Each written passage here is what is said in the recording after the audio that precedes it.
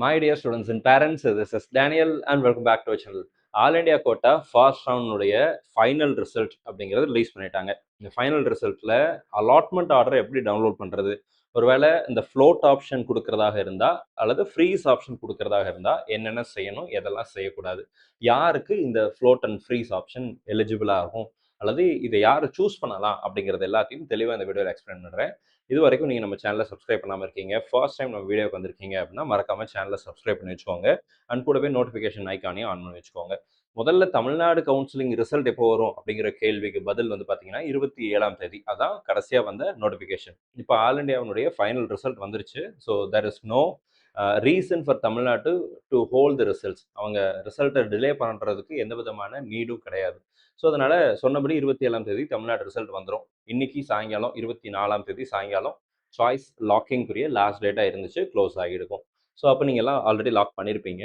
And இதுக்கப்புறம் நமக்கு 27th அல்லது 26th கூட நமக்கு ரிசல்ட் வருவதற்கான வாய்ப்புகள் அப்படிங்கிறது இருக்குது. 27ஆம் தேதி தான் வரும் அப்படிங்கிறதெல்லாம் இல்லை, அதுக்கு முன்னாடியே கூட 26ஆம் தேதி கூட ரிசல்ட் வரலாம். மேபி 26 ஈவினிங்லேருந்து ரிசல்ட் வரலாம்.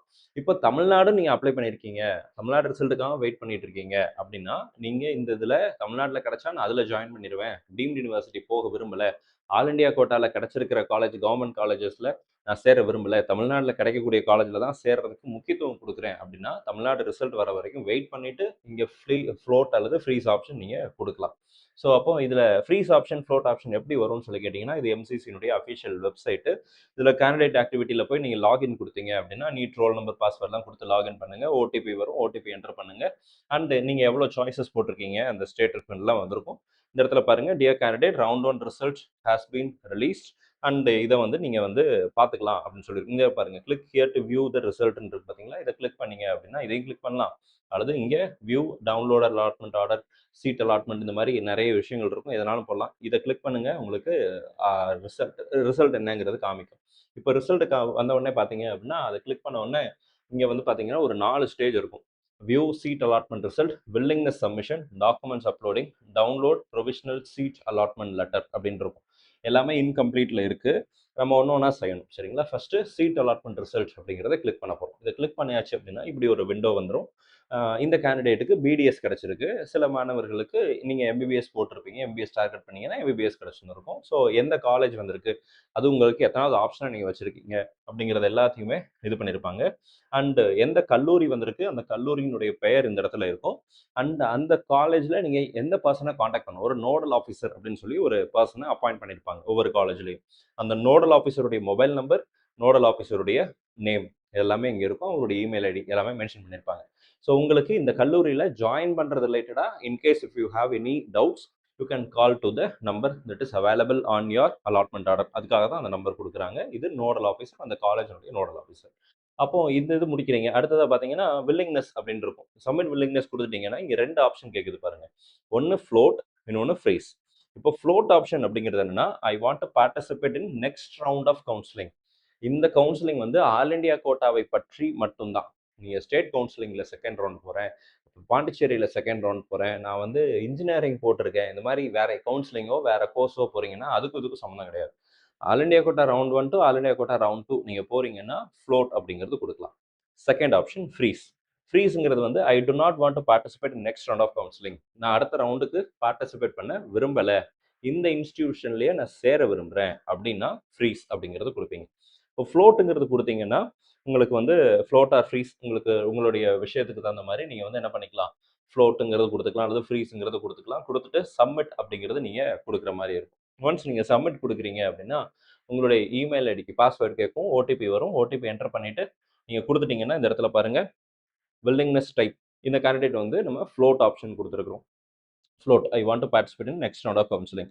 ஏன் இவங்க ஃப்ளோட் போகிறாங்க அப்படின்னா, இவங்க ஆல் இண்டியா கோட்டா ஃபர்ஸ்ட் ரவுண்டில் கிடைச்ச காலேஜை விட செகண்ட் ரவுண்டில் அதை விட பெட்டரான இன்ஸ்டியூஷனுக்கு எய்ம் பண்ணுறாங்க, டார்கெட் பண்ணுறாங்க. ஸோ தட் இஸ் வை இந்த கேண்டிடேட்டுக்கு நம்ம ஃப்ளோட்டுங்கிற ஆப்ஷன் கொடுத்துருக்குறோம். ஸோ நீங்கள் உங்களுடைய சாய்ஸ் என்ன, உங்களுடைய டிசிஷன் என்ன, அது ஃப்ரீஸா இந்த காலேஜ்லேயே ஜாயின் பண்ண விரும்புகிறீங்களா, அல்லது இந்த காலேஜ் எனக்கு okay, I want to make a hold of this particular institution, ஆனால் இதை விட பெட்டரான இன்ஸ்டியூஷன் செகண்ட் ரவுண்டில் கிடைச்சா நான் அங்கேயும் போக தயார், ஒருவேளை கிடைக்கலன்னா இந்த ரவுண்டு காலேஜ்லேயே ஃபர்ஸ்ட் ரவுண்ட் காலேஜ் சீட்லேயே நான் கன்டினியூ பண்ண விரும்புகிறேன் அப்படின்னா நீங்கள் என்ன பண்ணணும், ஃப்ளோட் கொடுக்கணும். இல்ல சார் எனக்கு அதெல்லாம் வேணாம். இந்த காலேஜ்லயே நான் சேர்றேன்னா ஃப்ரீஸ்ங்கிற ஆப்ஷன் குடுத்துருப்பீங்க. இதான் நான் இது 2, 3 தடவ எக்ஸ்பிளைன் பண்ணியிருக்கேன். திரும்ப திரும்ப சொல்றேன். புரியலன்னா, இன்னும் ஒரு தடவ திரும்பி பாருங்க. அதையும் மீறி புரியலன்னா கமெண்ட்ல போடுங்க எக்ஸ்பிளைன் பண்றேன். அடுத்து அப்லோட் டாக்குமெண்ட்ஸ் குடுக்க போறோம். சரிங்களா? அப்லோட் டாக்குமெண்ட்ஸ் குடுத்துட்டா எதெல்லாம் அப்லோட் பண்ணணும்?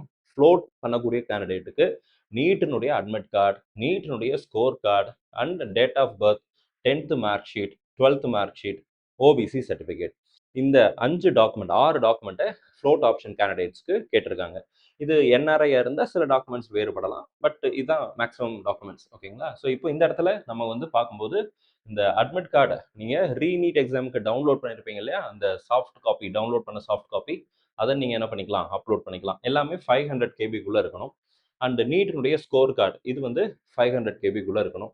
இதுல இந்த 2 டாக்குமெண்ட்ட தவிர்த்திருக்கலாம் அப்படிங்கிறது என்னுடைய ஒரு நிலைப்பாடா இருக்கு. ஏன்னா இது MCC they know your all India rank, they know your scheme, உங்களுடைய கேட்டகரி இது எல்லாமே தெரியும்.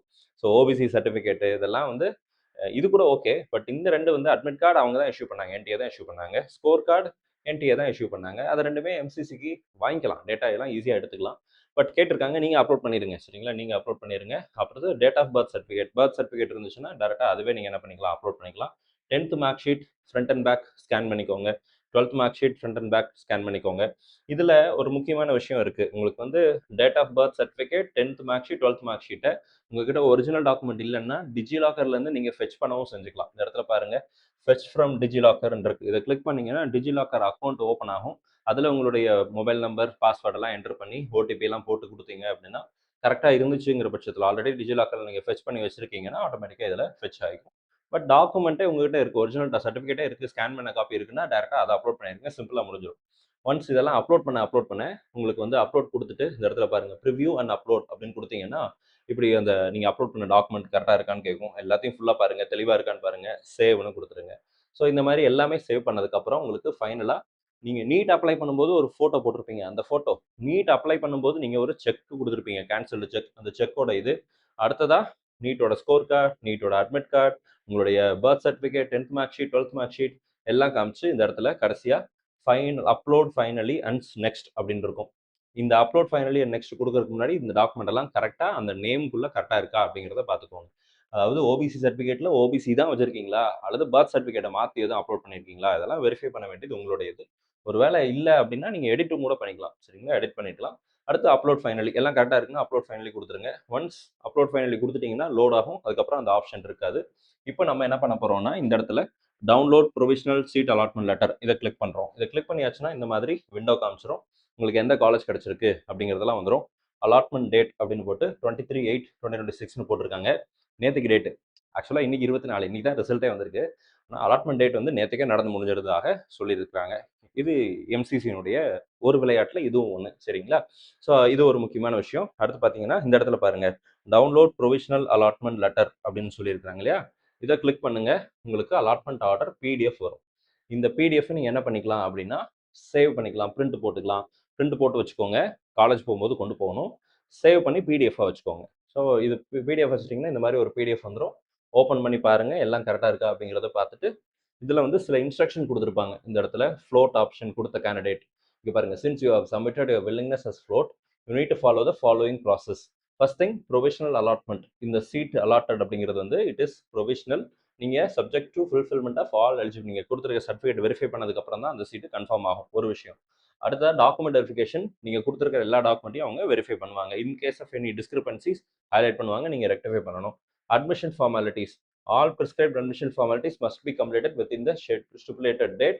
The provisional admission letter shall be available for download only after successful download verification and completion of required formalities. எல்லாம் முடிச்சதுக்கு அப்புறம் தான் உங்களுக்கு allotment letter அப்படிங்கிறது வரும். அடுத்து upgradation float. Candidates who have opted for float shall be eligible for upgradation in subsequent round. அடுத்தடுத்து நடக்கக்கூடிய செகண்ட் அண்ட் தேர்ட் ரவுண்ட்ல நீங்க float ஆப்ஷன் upgradation நீங்க எதிர்பார்க்கலாம், பார்ட்டிசிபேட் பண்ணலாம். Subject to the applicable rules, merit and availability of seats. Fresh choice filling shall be required for participation in subsequent rounds. இந்த இடத்துல நீங்க செகண்ட் ரவுண்டுக்கு புதுசா சாய்ஸ் ஃபில் பண்ணணும். தேர்ட் ரவுண்ட் போறீங்கன்னா தேர்ட் ரவுண்டுக்கு புதுசா சாய்ஸ் ஃபில் பண்ணணும். Fresh choice filling. Physical verification. Admission shall remain provisional until physical verification of all the original documents at the allotted institutions. Candidate must produce all original documents as prescribed அப்படின்னு கொடுத்துருக்காங்க. நீங்கள் காலேஜுக்கு போகும்போது physical verification அப்படிங்கிறது கண்டிப்பாக செய்வாங்க. அப்போ தான் நமக்கு ஃபிசிக்கல் வெரிஃபிகேஷன் முடியும். ஓகேங்களா? அடுத்து mandatory reporting in round 3. Candidate who have opted for float up to round 3 must physically report to the institution allotted or admitted in round 3.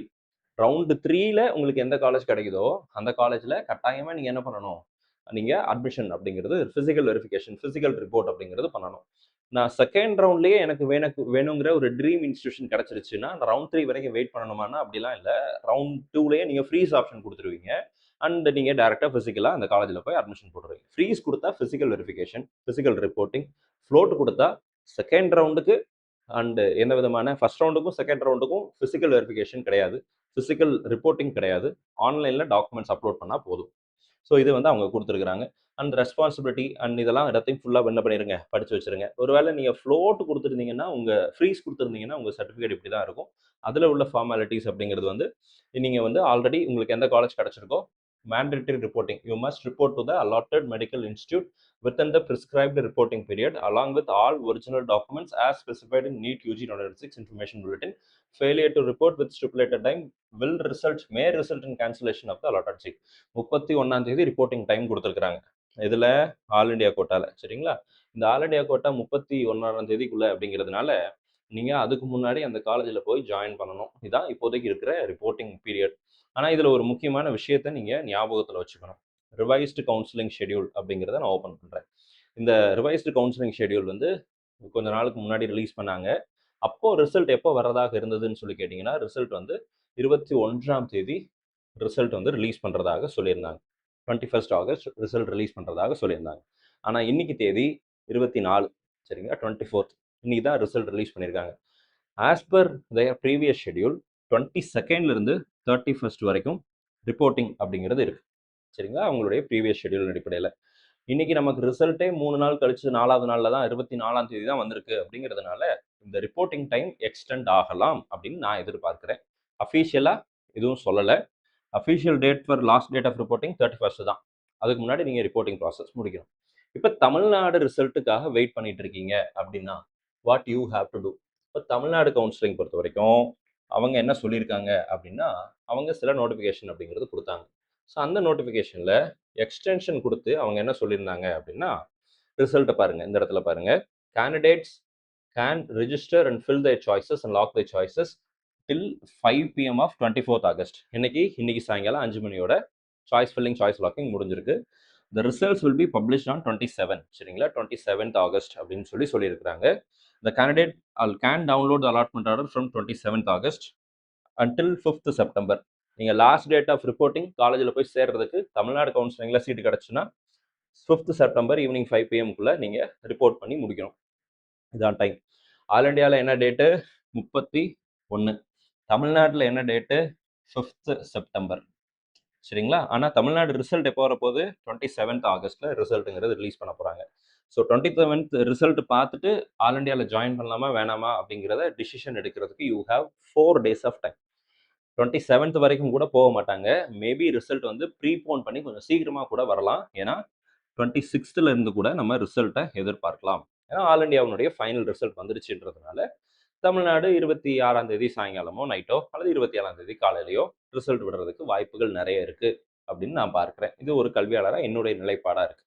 In case உங்களுக்கு all India quota and Tamil Nadu ரெண்டுமே participate பண்ணுறீங்க அப்படின்னா then you can make use of these dates. இந்த டேஸ்க்குள்ளே நீங்கள் decision எடுத்துகிட்டு freeze கொடுக்கணுமா float கொடுக்கணுமா அப்படிங்கிற எல்லா விதமான முடிவுக்கும் நீங்கள் வரலாம். ஃப்ளோட் கொடுத்துட்டு தமிழ்நாட்டிலே ஜாயின் பண்ண போகிறேன், என்ன சார் ஆகும் அப்படின்னா, அந்த 2 lakh செக்யூரிட்டி டெபாசிட் அது லாஸ் ஆகிறதுக்கு வாய்ப்புகள் அப்படிங்கிறது இருக்குது. ஏன்னா first round all India quota second round ஆரம்பிக்கிறதுக்கு முன்னாடி நீங்கள் ஃப்ரீஸ் கொடுத்த சீட்டை ரிசைன் பண்ணணும். ரெசிக்னேஷன் விண்டோ எம்சிசி எப்போ ஓப்பன் பண்ணுவாங்க நமக்கு தெரியாது. ஸோ அதனால் அவங்க ஓப்பன் பண்ணுவாங்களா இல்லையான்னு வெயிட் பண்ணிட்டு இருக்கிறதுக்கு பதிலாக வைஸ் டிசிஷன் நல்லா ஞானமாக செயல்படுறவங்க என்ன பண்ணணும்னா, இந்த 2 ரிசல்ட்டையும் பார்த்துட்டு அதுக்கப்புறம் ஃப்ரீஸாக ஃப்ளோட்டோ கொடுத்துக்கோங்க. அப்போது நமக்கு எந்த விதமான ஃபினான்ஷியல் லாஸஸும் இருக்காது. இல்லைன்னா நம்ம ஃப்ரீஸ் கொடுத்துட்டோம், நான் ஆல்ரெடி ஃப்ரீஸ் கொடுத்துட்டேன் சார், ரிசல்ட் வந்துச்சு, வந்த அடுத்த நிமிஷமே நான் ஃப்ரீஸ் கொடுத்துட்டேன் அல்லது நான் ஃப்ளோட் கொடுத்து வச்சிட்டேன் அப்படின்னா வேறு வழி இல்லை. எம்சிசி ரெசிக்னேஷன் விண்டோ ஓப்பன் பண்ணுற வரைக்கும் நீங்கள் எம்சிசியை ஃபாலோ பண்ணிட்டு இருக்கணும். எம்சிசி வெப்சைட்டை அடிக்கடி பார்த்துட்டே இருப்போம். எம்சிசி சொல்கிற மாதிரியே நானும் சொல்கிறேன், please visit the MCC website frequently and wait for the resignation window. அந்த டைமுக்குள்ளே all India quota second round ஆரம்பிக்கிறதுக்கு முன்னாடி ரிசைன் பண்ணிட்டீங்கன்னா 2,00,000 தப்பிச்சிரும். இல்லைன்னா 2,00,000 லாஸ் ஆகிறதுக்கு ஃபினான்ஷியலாக security deposit for deemed universities. Government colleges அப்படின்னா உங்களுக்கு டெபாசிட் அமௌண்ட் 5,000 அல்லது 10,000 கம்பேரிட்டிவ்லி அது கம்மி. ஆனால் டீம்டு யூனிவர்சிட்டி போட்டிருக்கீங்க, தமிழ்நாடு மேனேஜ்மெண்ட்டும் ட்ரை பண்ணுறீங்க அப்படின்னா 2,00,000 is a huge amount. And அது வந்து கொஷின் மார்க்ல நின்றுட்டு இருக்கும். அந்த கொஷின் மார்க்லேயே நிற்கிறதுக்கு நீங்கள் தயாராக இருந்தால் இப்போ நீங்கள் ஃப்ரீஸ் ஃப்ளோட் கொடுக்கலாம். இல்லைனா நீங்கள் வெயிட் பண்ணிவிட்டு தமிழ்நாடு ரிசல்ட் பார்த்துட்டு நீங்கள் ஃப்ரீஸோ ஃப்ளோட்டோ கொடுத்துக்கலாம், which will be the perfect decision. So இந்த வீடியோ உங்களுக்கு யூஸ்ஃபுல்லாக இருந்திருக்கும்னு நினைக்கிறேன். இந்த வீடியோ உங்களுக்கு பிடிச்சிருந்துச்சு அப்படின்னா மறக்காமல் வீடியோ லைக் பண்ணிடுங்க. அண்ட் சேனல் இது வரைக்கும் நீங்கள் சப்ஸ்கிரைப் பண்ணாமல் இருக்கீங்க அப்படின்னா மறக்காமல் சேனலை சப்ஸ்கிரைப் பண்ணி வச்சுருங்க. நிறைய பேர் வீடியோ பார்க்குறீங்க, சேனலில் பார்க்குறீங்க, ஆனால் நிறைய பேர் சப்ஸ்கிரைப் பண்ணாமல் தான் பார்த்துட்டு இருக்கீங்க அப்படின்னு டேட்டா சொல்லுது. இது வரைக்கும் நீங்கள் சப்ஸ்கிரைப் பண்ணாமல் இருக்கீங்க அப்படின்னா மறக்காமல் டைம் எடுத்து இந்த red colour subscription button, subscribe button இருக்கும், அந்த பட்டனை கிளிக் பண்ணிக்கோங்க. ஸோ தட் நீங்களும் மிஸ்பாவனுடைய ஃபேமிலியில் ஒரு மெம்பராக உள்ளே வந்துடுவீங்க. All the very best and thank you so much. இது வரைக்கும் இடம் கிடைக்காத மாணவர்களாக நீங்கள் இருக்கீங்க, பெற்றோர்களாக இருக்கீங்க அப்படின்னா தமிழ்நாடு கவுன்சிலிங்கில் ஆல் இண்டியா கோட்டாவில் இனி வருகிற ரவுண்ட்ஸில் உங்களுக்கு கண்டிப்பாக சீட்டு கிடைக்கணும்னு சொல்லி உங்களுக்கு அப்ளை பண்ணிக்கிறேன். All the very best and thank you so much.